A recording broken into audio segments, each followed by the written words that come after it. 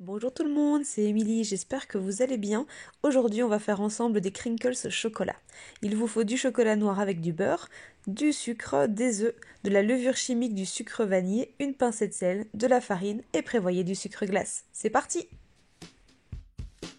Alors, on va commencer la recette en plaçant le sucre et les 2 œufs dans un bol qui va soit dans votre robot avec le fouet plein gaz, soit avec votre batteur électrique aussi à vitesse maximale. Le but étant de blanchir tout ça, de le rendre mousseux et bien léger, comme bien souvent en pâtisserie. Pendant ce temps-là, vous allez donc faire fondre votre chocolat noir et le beurre ensemble. Et vous allez rajouter tous les petits ingrédients supplémentaires à votre farine, donc le sucre vanillé, la pincée de sel et la levure chimique. Une fois le mélange blanchi, versez le chocolat et le beurre dans votre préparation pour le refouetter quelques instants.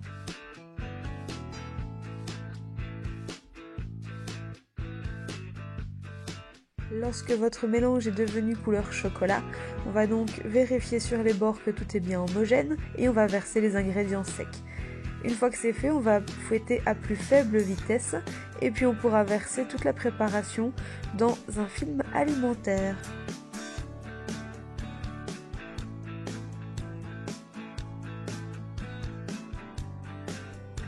Et du coup, au niveau texture, vous allez remarquer, on a l'impression de faire plus un gâteau au chocolat que des biscuits, mais rassurez-vous, c'est tout à fait normal.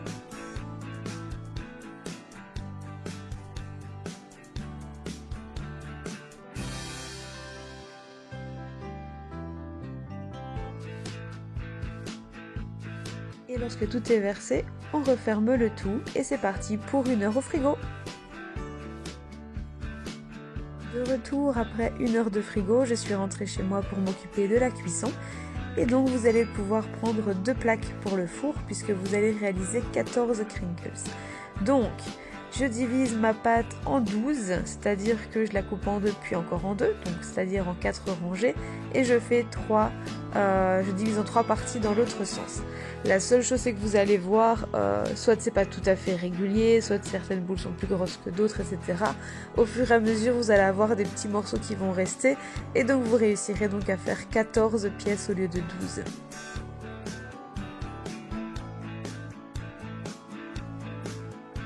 Au niveau du façonnage, je fais des petites boules qui ont plus ou moins la taille d'une balle de ping-pong.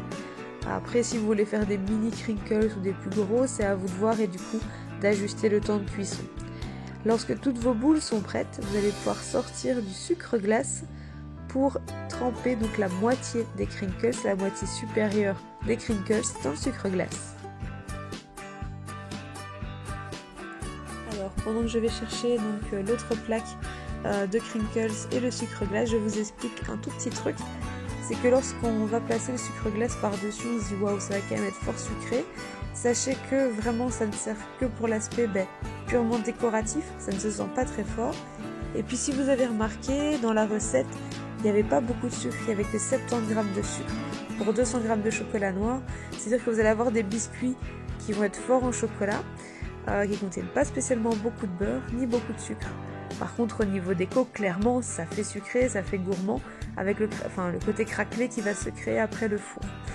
Donc voilà, vous allez voir, c'est un petit bonheur. Donc, lorsque tout est prêt, vous allez pouvoir les enfourner à 170 degrés pendant 12 à 13 minutes. N'hésitez pas à pointer un petit cure-dent au cœur pour vérifier leur cuisson.